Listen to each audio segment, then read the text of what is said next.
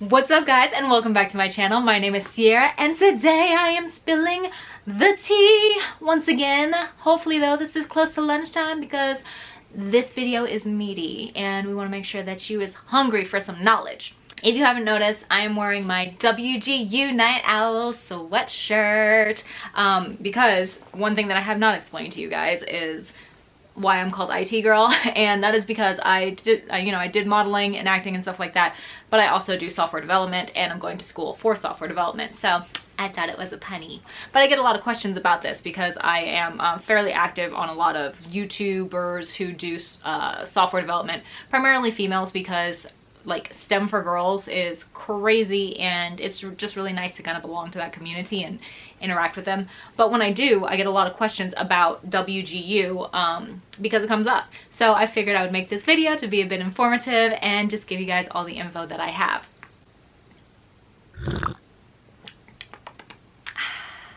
Okay, so to start off, I'm going to give you the facts about WGU, just basic things, and then we're going to go into the pros and the cons, and with that, hopefully you can decide whether or not this would be a good school for you. So let's start with the absolute basics here. WGU stands for Western Governors University, and it is a non-profit, private, super affordable online college. Totally online, no brick and mortars, so if you feel a little queasy about returning to actual in-person classes, that would be just a little bonus in your favor because you literally don't ever have to see any other person if you never really want to. So the enrollment process for WGU is extremely simple. All you have to do is go online and they have an application that you fill out. It says there's a $65 fee. When I joined last year, they had waived the $65 fee because everybody was in quarantine, and like it just made really great sense for them to do so, to get people to come to their school. So there was no application, or should I say there was an application fee, but it was waived.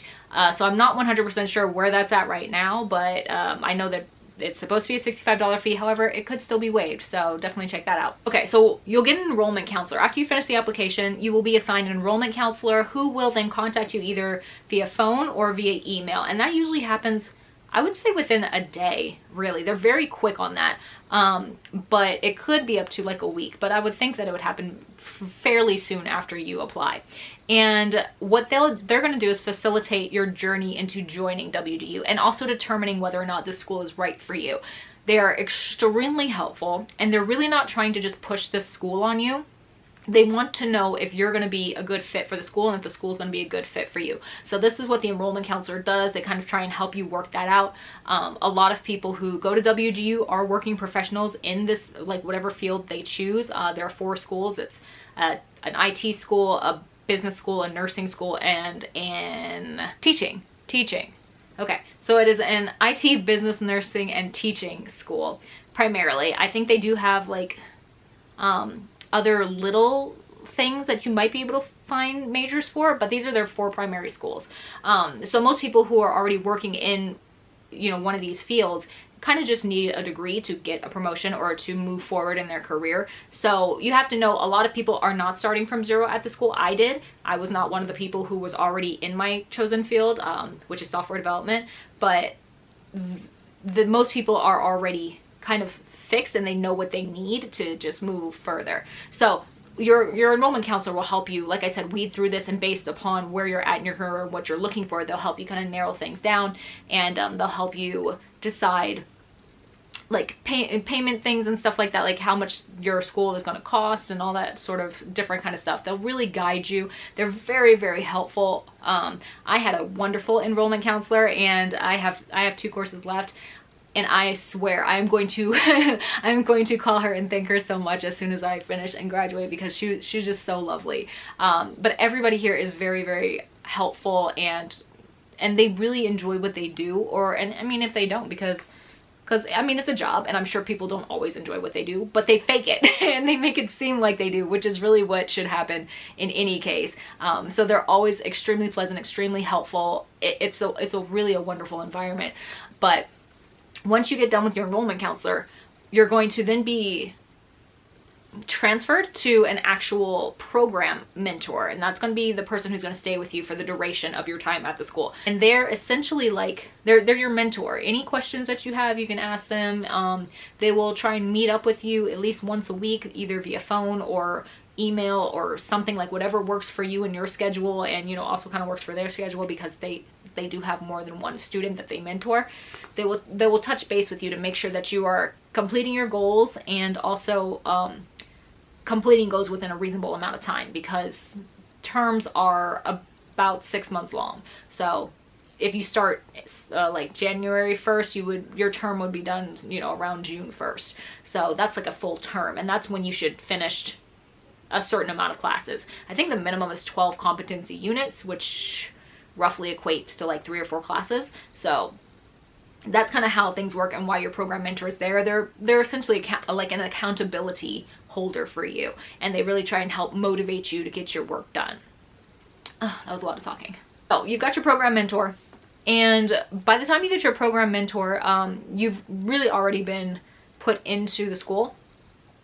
There is like a rolling, I don't want to call it a rolling enrollment, but like the start dates are like consistently going. So the only caveat is that they start on the 1st of each month. So say you applied on the 3rd of the month prior, you would start the 1st of the next month, assuming you get all your records in. Because like I said, they do ask for records and things like that. So assuming you get all your records in by the 15th of that previous month, you will start on the 1st of that upcoming month.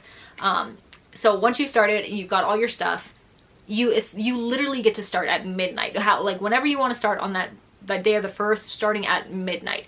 I think I started at midnight on my first day, because I just wanted to jump in there and get done. And I think I completed my first class in 1 day, because you can accelerate. Like I said, you have these competency-based units, and if you are competent at whatever it is that you're doing, or if you can learn really quickly, because you're provided an online learning environment, which includes some sort of a text or some sort of learning resource. And these are normal learning resources. Like you get a textbook in general college, you would get a textbook that's like 1,000 pages or 700 pages or whatever, super huge. But just like in regular college, you're only reading like certain bits, only certain chapters apply really. So you get some sort of a textbook, or like I said, some sort of learning resource, which might be like a video, like a video course or something like that. You'll get something, but depending on how much time you want to invest in completing that, you can get it done in a day. And like in the beginning, I got stuff done in a day. I think I went through a couple classes in like a day, or like 3 days, or maximum like a week. And my first term was really crazy. Like I got through so many things because I could accelerate. So just know, if you're willing to put in a bunch of time, if you don't know anything, you can get through this really quickly, as well as if you already know stuff, you can get through it very, very quickly as well. So you do that and you get started, and you and your program mentor will have had some sort of meeting prior to you starting, because you can't start your term unless you've talked to your program mentor. So once you've done that, they will have determined how many courses you need to start with. It's usually, like I said, it's usually about 3 or 4, because that's about 12 competency units. So that's the typical of what people are expected to complete within that 6-month term. So they usually start you off with like 3 or 4 courses. And depending on how quickly you get through them, then they'll add more courses on for you if you want them to add more courses on. Or you don't have to. You can wait till your next term. It's really up to you how fast you want to get through things. So you just have to keep in contact with your program mentor. Now, in addition to your program mentor, for your courses, you have what are called course instructors. You know, I know it's crazy. It's kind of on the nose there, but you have your course instructors, and your course instructors are there to help guide you through the course. Your program mentor is there to guide you through your program and keep you on track for your whole program. Your course instructors are there to guide you through your courses and keep you on track for your course. And if you have any questions or anything like that, they can help you out with that. So you'll go through these courses. You'll determine whether or not you've got questions.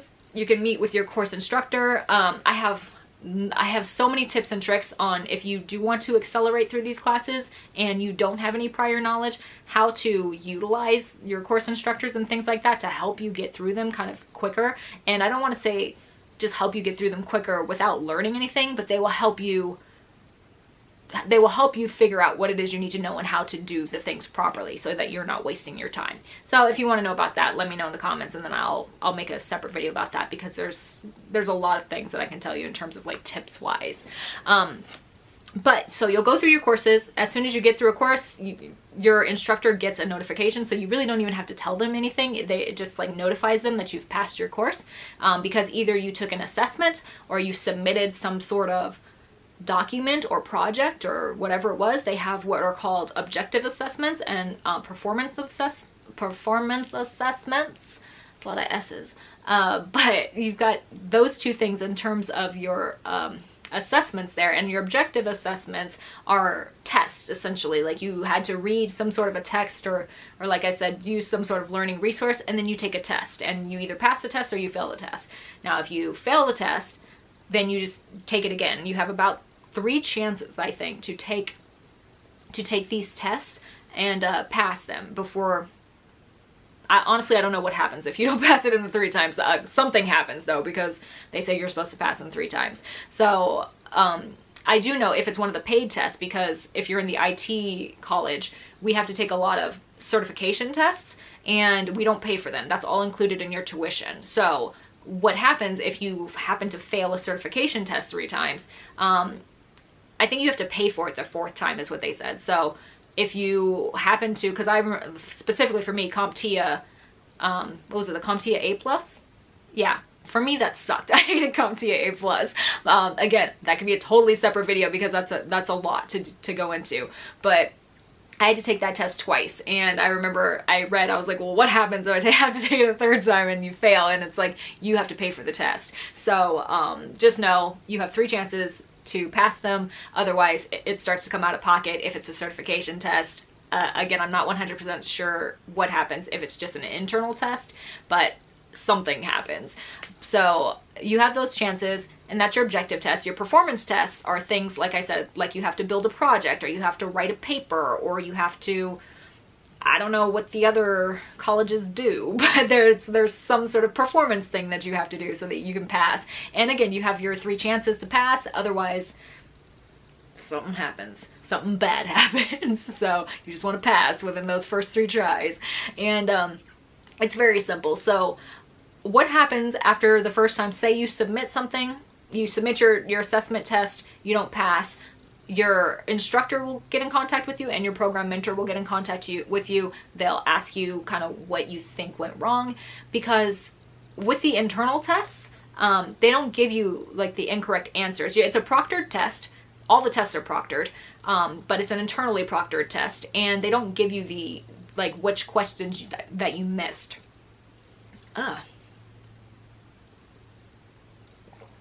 Ew. Yeah. So they don't give you which questions that you missed. They just kind of show you, maybe I'll put, I don't know, I think I have screenshots of this. Maybe I'll try and put it up here somewhere. But they just try and show you kind of what areas you didn't do well in, and how close you were to actually passing. So it's like a bar graph that'll show you like whether it was either green or yellow or red. Green is good, red is bad, yellow is like you're almost there. So it'll show you kind of like that of how close you are to passing, but it won't tell you what you got wrong. So you'll want to revisit that, kind of work with your instructors, work with your program mentor to figure out what you did wrong, and then, you know, revisit it in either the textbook or the learning resource so that you can pass it. There are also these things called, they're not like pre-tests, but they're tests that you can take before you take the actual test. And so you usually take those, you have to take it before you actually take the test to show that you've tried and stuff. So once you take it the one time, you can figure out kind of where you lie on the scale of what this course is going to be testing for. So if you kind of fail miserably on this practice test, that's what they're called, practice tests. Pre-tests aren't a thing. Practice tests are a thing.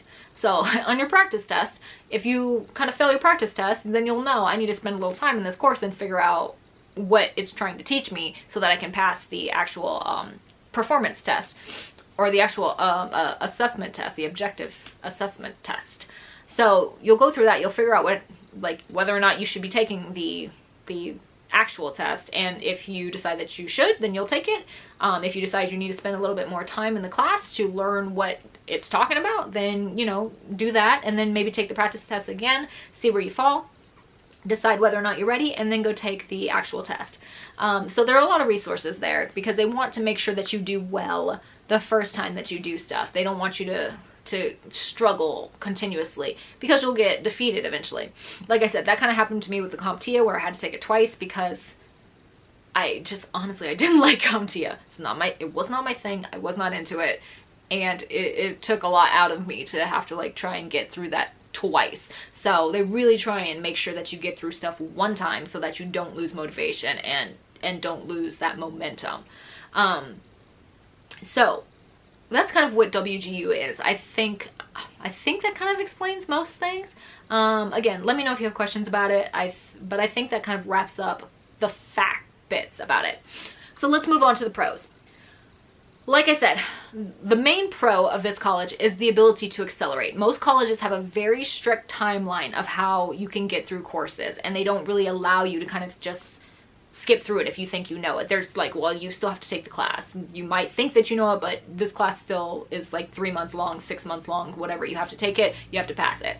But WGU allows you to accelerate. It's like our term for just going through classes as soon as you feel like you're ready. So again, if you're coming in with prior knowledge and you already know that you know how to do like ITIL 4 or whatever, just go take the certification and try it out. And again, if you fail, then you have 2 more chances, but you'll know like, hey, I didn't do so well. Let me spend some time in the like this total class and figure out all this stuff before I go and retake the test. But like I said, you have that option. And another huge pro is the cost. The cost is very, very low. It's about, I think they say it's about $7,000 to $9,000 for your entire program. So that's about 4 years worth of college done with under $10,000. And another beautiful thing about them is that they offer a bevy of scholarships. So as soon as you apply for WGU, you can apply for a bunch of scholarships. They have a bunch of internal scholarships. You can come with external scholarships and bring it to the school, whatever you want. They also accept FAFSA, so you can really, really bring down the cost of your education this way. I got a scholarship. I'm super grateful for it. It's a wonderful thing. They offer so many ways to help you out, and then they will let you know, especially with quarantine going on, they will let you know any sort of things that come up through the government that might be applicable to you. Like I get random emails about all sorts of things that, because you're a student, you know, might apply to you that are benefits through the government. So they really, really try and help you out financially so that you don't leave the school with a huge burden of student debt. Another very, very helpful thing is that they give you, like I said, that program mentor. They give you that enrollment like counselor. They really try and help you with a lot of resources and tools that you can utilize to help you not only understand your chosen field a little bit better, because I don't want to say all of them, because I did have a moment where I had a program mentor who did, I'm not sure that she actually worked in my field. They're supposed to. They're all supposed to be working in your field or have worked in your field so that they have a lot of experience and they can tell you really how the real world works. So I have been lucky enough to have I started with a program mentor who did leave the school because, you know, he got a really fantastic job. I can't blame him. Like, it's the job that I want for going to the school. Like, I aspire to be like him, but he got a new job, and so I got a new program mentor. And then, like I said, I eventually got my program mentor that I have now, who I absolutely love and is also amazing, and I'm so grateful for. But you get mentors all along the way who are usually quite skilled in your area that you're trying to pursue. So they can tell you a lot about it, like how it actually is in the real world. And me specifically, I was dealing with a lot of, what do you call it, like impersonator syndrome. And I told this to one of my course instructors, and I was just like, you know, I told this to everybody, honestly. I was like, I'm going through a lot of, intimidation or imitation syndrome. You know what it is, that thing where you feel like you're not really the thing that you're trying to be. So I told them about it, and they were all very much like, okay, like, calm down. That's totally normal. And here's really what happens in the real world. And like, this is how it works. And so this is this, and this. And it was super helpful for me personally, because you just, you know, you don't really know, like, you feel like you're doing all this stuff in school, but will it really translate to the real world and things like that? So it was very helpful to have these people who actually work in these industries kind of give you that support, so that you know you're doing the right thing and you're on the right track, and you're really not you're really not the imposter that you think you are. Imposter syndrome, that's what it's called, imposter syndrome. So yeah, if you get people along the way who will help you tremendously. You are also given, this is a fairly new thing that they've started to do, is that they've started to develop a what they call like a community, because we do the software development. So we've got a software development community where we can, it's essentially Reddit. It's just like an internal Reddit where you can go through and like join these different threads and like talk about different stuff that is useful to you, or like that you're interested in, or that you have questions about if you're in a certain class or whatever and you need help, and you know, you don't want to try and Google everything. You can try and like ask people within the school for help. You can always ask the actual instructors, like I said, or your program mentors and stuff like that. You can schedule hours with them, or you can have calls and different things. But they also have developed this little community that is fairly new that you can go and talk to. You've also got a bunch of resources in terms of, like, you've got a writing resource. So if you don't write well and you would like to learn how to write better, or, you know, you're trying to write something specific like a resume or I don't know, whatever people write, if you want to just do better at that, they've got a whole like a whole service for that. So you can just go to the writing student service and schedule an appointment time, or do one of their classes that they have occasionally and learn how to write whatever you're trying to write. They also have a, what do you call that, like a career center. So they have a career center where they'll help you do like mock interviews. They'll review your resume, see if it looks good, or what you should tweak about it, or they'll explain to you how hiring processes work so that you can really tweak your resumes so that it can pass these different automated systems and stuff like that. So that's super helpful.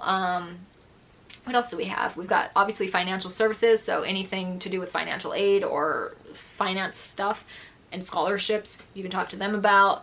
Yeah, there are a couple of groups, like you can, I think there are a couple of, like, I don't want to say sorority, but that kind of thing, that kind of Greek life thing that you can join, more or less. They're the online version of that.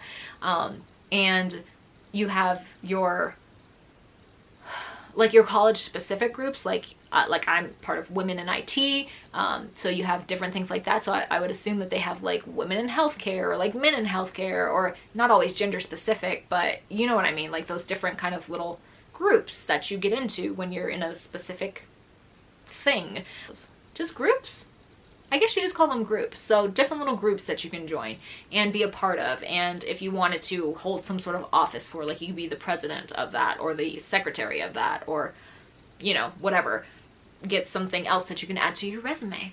So another bit for the pro is that, like I said, if you're in some sort of an industry that requires like certifications, most of your certifications that you will need are built into your program. So for me specifically, and I'm going to talk about myself specifically because this is what I know about, we have several, I think we have 4 different certifications that we had to get. So that was built into my program, and I had to get those 4 certifications, which now I have, and they're useful for me finding a job, because people, if you're starting out in a new industry, they're going to want you to have some sort of something to show for it. Like, you're going to need some projects and you're going to need some certifications. So I've got a couple certifications and I've got a couple projects, because you will build some projects in this, or at least in my program, you will build some projects. And obviously I think in computer engineering as well, that's something that we're very similar sort of programs there. So you're going to have very similar things done.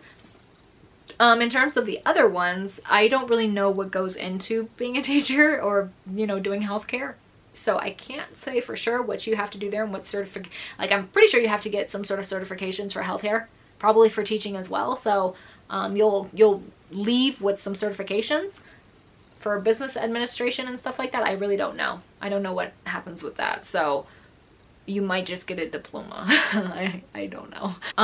Okay, so those are most of the pros. Again, if I've missed anything, I'm so sorry, and feel free to ask me in the comments and I will try and respond to that. But we're gonna move on to the cons now, because there are a couple of cons and I want to be super transparent with you guys.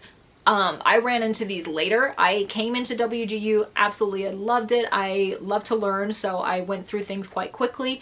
However, because I did things so fast, there is a little bit of a drawback with that. I got burnt out and took off some time. Like I had a half a term left, and I decided, because I had finished everything that I needed to do within that first half of the term, I'll say, okay, so I did a term, and I did, I think, about 100 and something competency units in my first term. It was a lot. And then I went into my second term, and I was like, okay, what I think maybe I had something like 30 or 40 competency units left to do, somewhere in there. So I was like, okay, well, let's finish what I need to finish, which, like I said, is roughly 12. You need to finish 12 competency units each term minimum. So I did my 12 competency units, and I did that, like I said, within the first 3 months of the term. And then I was very tired after that. I think I only had 20 or less units left to complete for my whole degree. But because I had done so much, I was very tired, and I decided halfway through that second term to just kind of stop. And so I did, and I took the three months left off, and I didn't do anything. And then I decided, because COVID had hit, and there was, or like, I shouldn't say COVID had hit, but like we had kind of like a second wave of it. And I had a lot of things going on in my personal life, and I actually got a job during this time in my chosen field. So I decided to kind of take an extra month after that. So I took 4 months off from school completely, didn't do anything.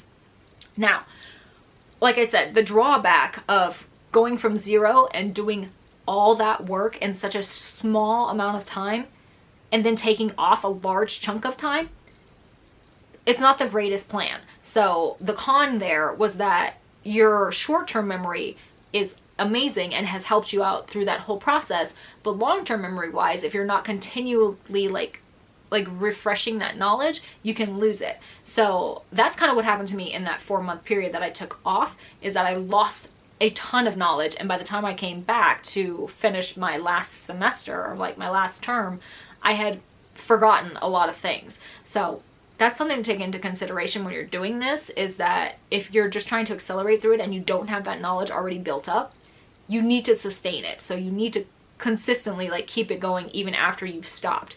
So I did it, and I had to relearn a lot of the stuff that I had forgot, which took me like an additional like half of this semester. So I had to relearn everything that I had forgot during my time off, which, because I only had 3 classes left, was not that big of a deal. But at the same time, these are all the classes where you actually have to apply the knowledge that you've learned, because the con here is that we don't do little projects in between. So if you're going there specifically for IT, and you like I said, you take that time off, the ending classes, the last 3, no, roughly like the last, I want to say 4 classes, because you do a project in C++, and then you do 2 projects in Java.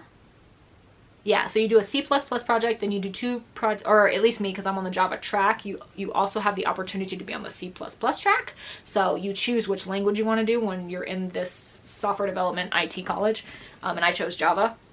But you still have to do a C++ project first, and then you do your 2 Java projects, and then you do a mobile project, and then you do your capstone, which is like your thesis, and you do that in Java as well if you're on the Java track. If you're on the C++ track, you'll be doing all this stuff in C++.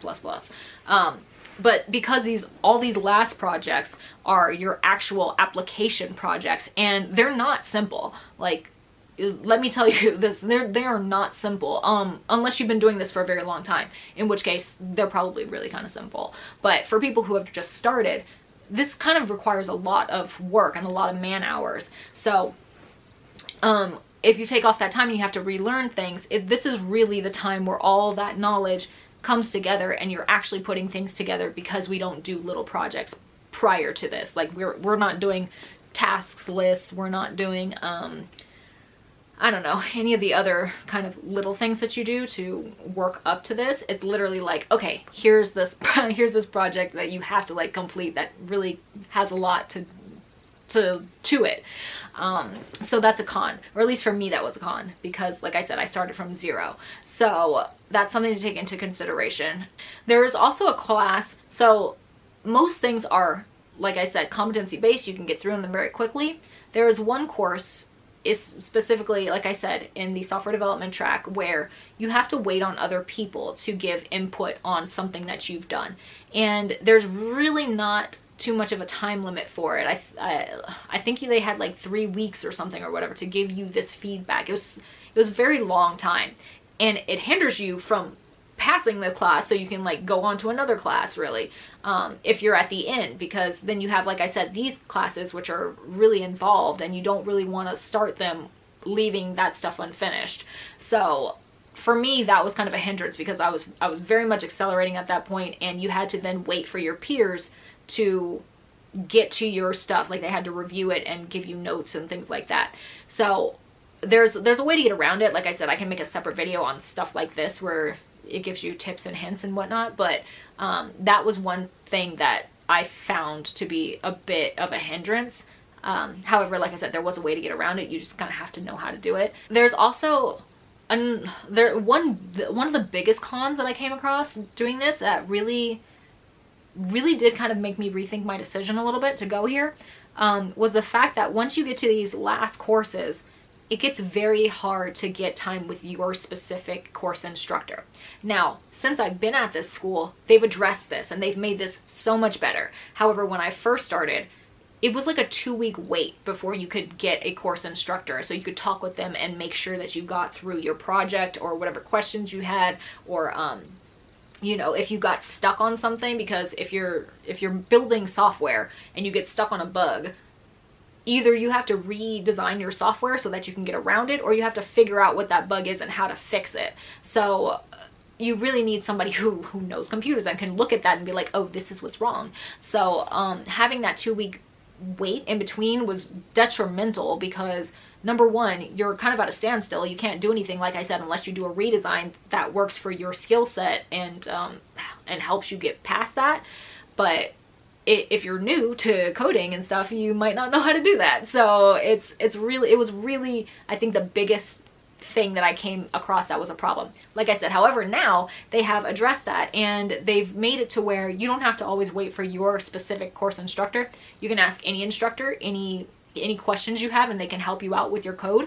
There is a slight problem with that, which is that if you're working with a bunch of different instructors, you're not really learning a specific style. And it's like with anything, if you're a singer, you're gonna imitate before you learn how to do your own stuff. So if you're learning a bunch of different people's styles, they don't always like cohesively gel, and so you're gonna get like, it's not going to be a linear learning situation for you, because you're kind of learning horizontally, more or less. So that could be an issue. Like I said, that's a little bit of an issue that I ran into, but now that things have kind of like clicked for me, it's a bit easier, because I know what I'm doing. Like, I know how I want my stuff structured. I still have to work on dry code, but that's where we are. Like, at least I know what I'm doing now. And that was a minor problem. It's just like the wait to get people was so long, but they've addressed it. You can get any instructor that's available. So it usually is about, I would say, like an 18-hour wait. Most times you can get somebody the next morning. You might not be able to get somebody the same day, but definitely probably the next morning, more or less. I think that's it in terms of cons. I mean, okay, so there are 2 other cons that I ran into, which was, like I said, I had a wonderful program mentor who got a wonderful job and left me. But during that time, I was assigned a temporary mentor, and then I got another mentor who, honestly, I just did not gel with. And most people will kind of just stick with a person because they don't want to be mean or whatever. But I'm a very specific type of person, and I know what I want, and I know how I deal with people, and I know how they deal with me, and I know kind of who works best with me. So I asked for another mentor after that. Like, it's just, like I said, it's not necessarily a con, it's just something that I ran into, and for me, we weren't gelling. For them, I don't know if they thought that we gelled, but I wasn't feeling the love there. So I decided that I needed another mentor. And like I said, now I have another mentor who I absolutely adore, and it's great. So if you ever do run into the problem that you and your program mentor just aren't working out for whatever reason, you do have the option to change them. And it's just business. It's not personal. They know that. I do think that their job kind of depends on how many people they have graduate and how quickly their students go through their courses. So I don't know if it does play a part in their overall, I don't know, their overall standing with the school, but you can definitely just change them out, because it really is your education. You're paying for it. You're the one who's doing all the work. So you want to make sure that you have people that you can talk to and that you feel comfortable with and that support you and that do all the things that you need to have done. I've also had it where I didn't necessarily really respond to a way that a course instructor was working, and it's the same situation. Like, if you don't respond well to a course instructor, the way their courses, or like the way that they try and help you out with the course, you can always switch course instructors. Or like I said, now that they've opened it up to where you can just get help from any other instructor, like, feel free to get help from other instructors and just do what you need to do to get through the course. So those, I think, are all the cons now. I think I've covered all the cons. If I haven't, again, as always, let me know. I'm happy to answer any questions that I did not answer with this, but I am trying to be as thorough as possible. So if you appreciate that, subscribe. Okay, so those are the pros and the cons, what WGU is. I will say, if I were to do anything differently, and because now that I am going to job interviews and things like that, I did have one job ask, like, would you do this differently or anything like that? No, I would not do it differently.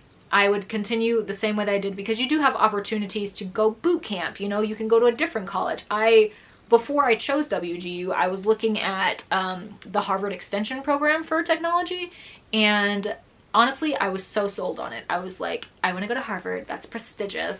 But I don't want to actually try to apply and get into Harvard, because I don't know if I would make it. So I'll go to Harvard Extension, because you don't have to, like, be accepted to that. You just have to pay for it. And I was like, all right, cool. But then I was like, it's not as prestigious. Like, Harvard Extension is not as prestigious. It's just expensive, and there's, yeah, it says Harvard, but it really isn't Harvard. So I decided on WGU because it really was the right school for me. And though I did think about boot camps, which boot camps, if you've looked at those, it's like maybe 10 grand for a 3-month, 4-month program where you're supposedly going to learn everything about front-end development or back-end development or full stack or whatever. I really wanted someone to kind of make this a linear journey for me. And though there are extremely well-taught, self-taught programmers, you can find all this information on YouTube. Honestly, you don't have to go to school for this. This is one of the few career fields where it pays really, really well, and it accepts people who don't have degrees. So you don't have to go to school for this. You don't have to go to a boot camp for this. You can learn everything you need to learn online. Like I said, for me personally though, I chose WGU because it worked for me, and because I wanted a linear learning experience, and because I really did want somebody to hold me accountable. And I mean, I didn't think about it at the time. It was more like a subconscious thought, is that I kind of wanted somebody to be there to keep me, like I said, held accountable. But at the same time, I am a very good self-learner. You have to be a super good self-learner to just excel at WGU. Though you have your program mentor who will hold you accountable, they don't learn for you. They're not on you talking about, you need to do this constantly. It's more like positive reinforcement than it is negative reinforcement. So if you're not doing what you need to be doing, the most that they're going to tell you is like, hey, you need this because you wanted it. Like, you said in the beginning that you wanted this kind of life, because they make you tell, like, essentially your 5-year plan. When you sign up for WGU, they want to know where you plan on being in like the next 5 years or so. So it's really an interview process. Like, they want to know, like I said, that you're the right person for that school and it's the right school for you. So they're not a negative reinforcement kind of place. And you really have to be not only critical on yourself to a certain extent, but you have to be self-accountable. You have to know like that you're doing this for you, or you're like, if you're doing it for somebody else, you're doing it for your family or for whoever you're doing it for. I'm doing this for myself, and so therefore I want to make sure that I do stuff as quickly as I can possibly do it, as efficiently as I can possibly do it, and learn as much as I can as I do it. The only thing that I would probably make sure that I do a little bit more of is, because my journey to get there was a little bit different, so I might include a couple of different things as well. Like I included a lot of things, but I would include a couple more things, and that's a whole different video. So again, we can talk about that and what helped me specifically succeed here at WGU, and like what I did prior to actually starting the school, what I've done since I've been in school, and what I plan on doing once I'm done with school in the next month or so. So again, we can have a totally separate video on that, but I hope that this was informative. I'm gonna leave it at that because I could just go on and go on so many different tangents. But if you enjoyed this content, please give it a like, please give it a subscribe, and bye.